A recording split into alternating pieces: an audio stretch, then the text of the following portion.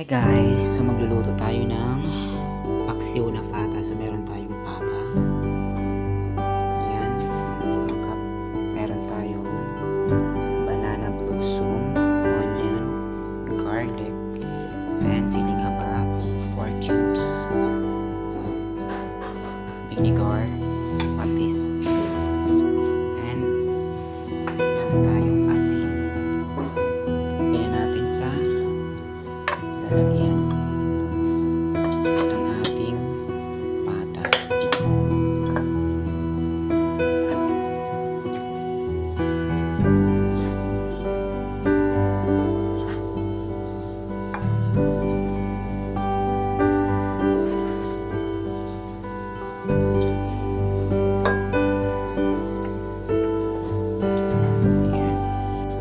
And then maglagay tayo ng water.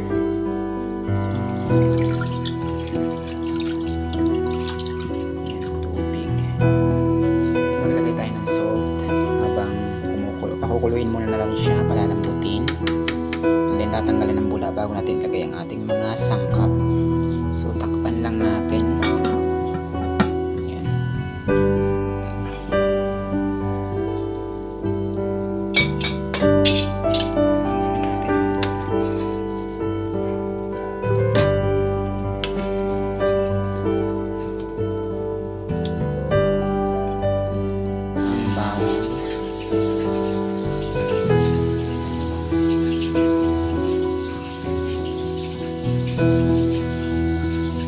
Lagay natin ang sibuyas.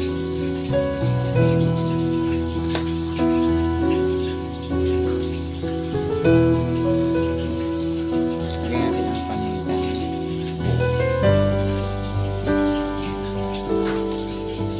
4 cubes. 4 cubes. So takpan lang natin ulit.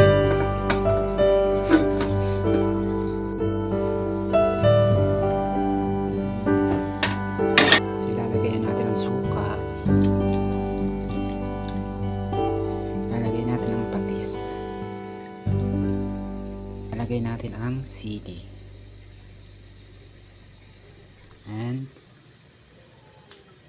lalagay natin ang banana blossom. It's really easy. So haluin natin.